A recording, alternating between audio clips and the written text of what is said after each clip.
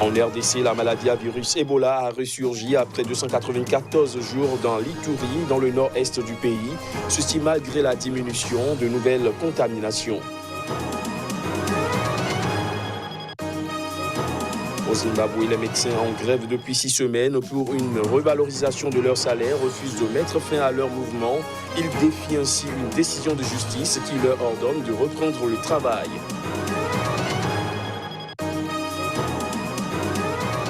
Et puis, plusieurs quartiers de Conakry étaient le théâtre ce lundi de heurts entre les forces de sécurité massivement déployées dans la capitale guinéenne et des opposants à un troisième mandat du président Alpha Condé. Voilà pour les titres. Bonsoir à tous. En République démocratique du Congo, la maladie à virus Ebola a ressurgi après 294 jours dans l'Ituri, dans le nord-est du pays. Ceci malgré la diminution de nouvelles contaminations. Ce cas confirmé d'Ebola a été signalé dans cette zone parmi 6 cas rapportés. Voici les détails. Une nouvelle aire de santé a été touchée par la maladie à virus Ebola en Ituri. Selon le bulletin quotidien du ministère de la Santé daté de dimanche, il s'agit de l'aire de santé de Maroro, dans la zone de santé de Niakoundé. La localité, qui était déjà à 294 jours sans notifier un nouveau cas confirmé de la maladie, est revenue à 0 suite à cette nouvelle affection. Ce cas confirmé d'Ebola a été signalé dans cette zone parmi 6 cas rapprochés. Aucun d'entre eux n'était listé comme contact, ni suivi de façon régulière, ni vacciné. Pendant ce temps, les autorités sanitaires indiquent que 429 cas suspects sont en cours d'investigation. Avant l'annonce de ce nouveau cas, le chef de l'équipe d'experts chargé de la lutte contre cette 10e épidémie d'Ebola en RDC, le docteur Jean-Jacques Mouyembe, était pourtant optimiste dimanche, indiquant que depuis juillet, on enregistre moins de 20 cas par semaine, soit 1 à 3 cas par jour, voire 0 cas confirmés. Le nombre de zones de santé où la maladie est signalée était également passé de 22 à 9. L'utilisation d'un deuxième vaccin est annoncée pour début novembre dans les provinces du Nord Kivu, Sud Kivu et Ituri. Au Zimbabwe, pays en proie à une hyperinflation, les médecins en grève depuis 6 semaines pour une revalorisation de leur salaire ont exclu ce lundi de mettre fin à leur mouvement. Ils défient ainsi une décision de justice qui leur ordonne de reprendre le travail. Des précisions à travers ces images. Ils refusent de mettre fin à leur mouvement de grève et de reprendre le travail comme leur donne une décision de justice. Les médecins zimbabwéens en grève depuis 6 semaines durcissent plutôt le ton pour une revalorisation de leur salaire. Vendredi, en effet, la justice zimbabwéenne a déclaré illégale la grève des médecins du public, dont le mouvement perturbe les hôpitaux, et a exigé qu'ils reprennent le travail dans les 48 heures. Dimanche, l'association zimbabwéenne des médecins des hôpitaux, à l'origine du mouvement, a annoncé qu'elle allait faire appel de cette décision de justice. Les négociations entre le gouvernement et les médecins grévistes sont dans l'impasse depuis que leur association a rejeté début octobre une proposition du gouvernement d'augmenter les salaires de 60%. Les médecins affirment que leur salaire a perdu 15 fois sa valeur en l'espace d'1 an. Du fait de la dévaluation du dollar zimbabwéen, les médecins ne gagnent plus que l'équivalent d'une centaine d'euros par mois. Certains sont contraints de faire des petits boulots pour joindre les 2 bouts, d'autres de puiser dans leurs économies. La semaine dernière, les infirmiers exerçant dans 2 des plus grands hôpitaux d'Harare se sont joints à la grève. Le syndicat des enseignants en zone rurale a également appelé ses membres à ne pas se rendre au travail afin d'obtenir une revalorisation de leur salaire. En Tunisie, l'universitaire Kais Saïed, largement donné vainqueur du second tour de la présidentielle, s'est adressé à ses partisans dans un hôtel du centre de Tunis. C'était peu après l'annonce de sa victoire qui devait être confirmée par les résultats officiels. On l'écoute.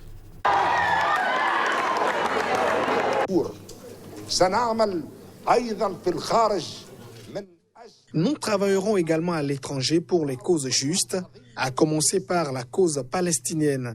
J'aurais aimé avoir le drapeau palestinien à côté du drapeau tunisien.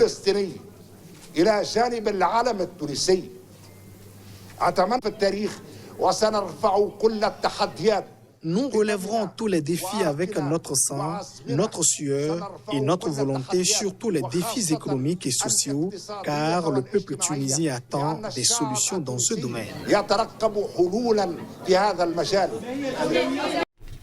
Restons en Tunisie où l'instance en charge des élections devrait confirmer ce lundi la victoire du constitutionnaliste Kaïs Saïed, crédité de plus de 70% des voix par 2 sondages, comme le futur président de la Tunisie. Mais déjà, les Tunisiens réagissent à ce sondage qui donne l'universitaire vainqueur.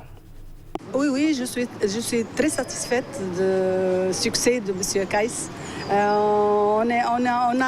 En espérant d'avoir le plus pour la Tunisie et pour les citoyens surtout, et pour les jeunes surtout.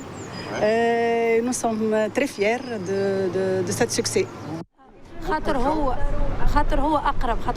Il est plus proche des jeunes, son parti représente la jeunesse et il a beaucoup soutenu les jeunes.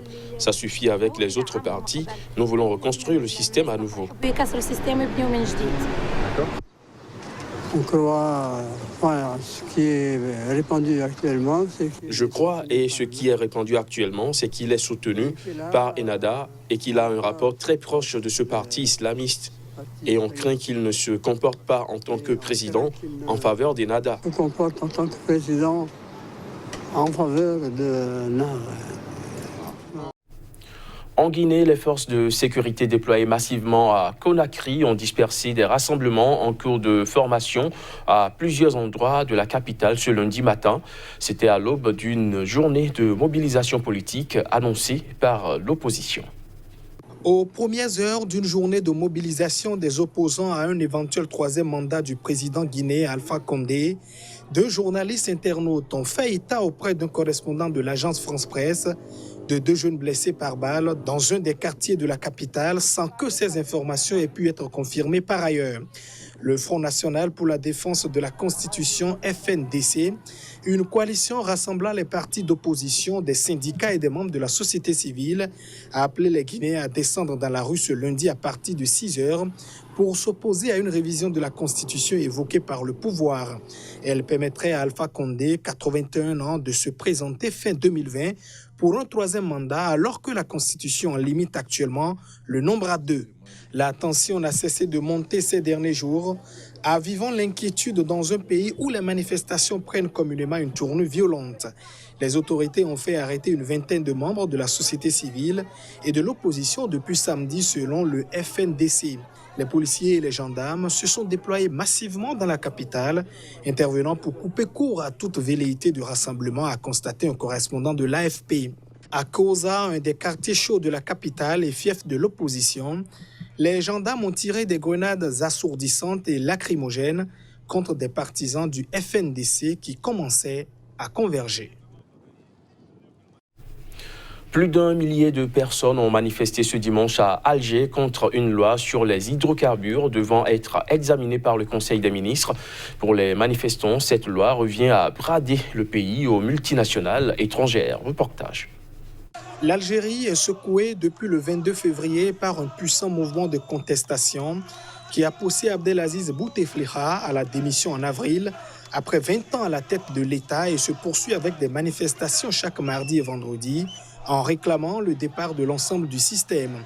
Dimanche, c'est un projet de loi sur les hydrocarbures qui a fait descendre dans les rues les citoyens de ce pays riche en pétrole. Cette loi a été décidée dans une caserne militaire. Le peuple algérien doit savoir qu'ils ont vendu les richesses de son pays et celles des générations futures, les richesses de nos enfants et de nos petits-enfants. Vivement discuté dans les médias depuis plusieurs semaines, le contenu du projet de loi n'a pas encore fait l'objet d'une publication officielle. La semaine dernière, le ministre algérien de l'énergie, Mohamed Arkab, a évoqué des discussions avec des grandes compagnies. Nous considérons la loi sur les hydrocarbures comme l'un des crimes qui vient s'ajouter aux violations de ce gang commises contre l'État algérien et contre le peuple algérien. Par conséquent, nous refusons catégoriquement de discuter de la loi sur les hydrocarbures au sein du Parlement de ces gangs et du gouvernement de ces gangs. L'Algérie produit 1,2 million de barils par jour. Les hydrocarbures représentent plus de 95% de ses recettes extérieures et contribuent pour 60% au budget de l'État.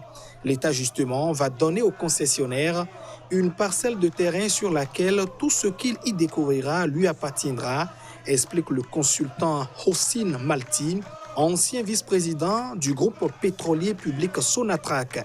Le concessionnaire deviendra donc propriétaire des réserves que contient le gisement et non pas des quantités produites uniquement, explique-t-il. Des manifestations ont aussi eu lieu dans d'autres villes du pays, selon les médias algériens. Hors du continent africain et plus précisément aux États-Unis, le système de santé est au cœur des débats en vue de l'élection présidentielle de 2020. Côté démocrate, les plus à gauche promettent une couverture universelle car le coût de la santé est prohibitif pour de nombreux Américains qui préfèrent se faire soigner à l'étranger. Je vous propose ici de suivre ce reportage qui a été tourné dans un hôpital de Tijuana au Mexique. À l'aéroport de San Diego, en Californie, c'est un balai incessant de touristes et d'hommes d'affaires. Veronica Merrill, elle, vient de Phoenix, en Arizona, pour subir une opération. Une chirurgie de l'estomac qui va se dérouler de l'autre côté de la frontière, au Mexique. C'est tellement moins cher. Mon assurance ne couvrirait même pas cette opération. Ça me coûte environ 4 000 $. Aux États-Unis, je ne sais même pas combien ça coûterait. Probablement entre 12 et 15 000 $. Et pour ce prix, l'agence de tourisme médical qu'elle a contactée s'occupe de tout. Hey Angel, how are you? I'm good. How are you? Un chauffeur particulier la prend en charge direction Tijuana, à une demi-heure de route. Comme Veronica, près de 2 millions d'Américains traversent la frontière et se rendent au Mexique chaque année pour raisons médicales. En cause, l'absence de couverture santé abordable aux États-Unis. I'm good. How are you? Tous les autres pays développés le font. Pourquoi pas nous? Je ne veux pas m'inquiéter d'être blessée ou de tomber malade et ensuite me demander si j'ai de quoi payer pour être soignée ou si je dois juste accepter d'être malade pour ne pas perdre ma maison ou ma voiture. Le lendemain, Veronica est admise dans cet hôpital qui ne traite que des patients étrangers.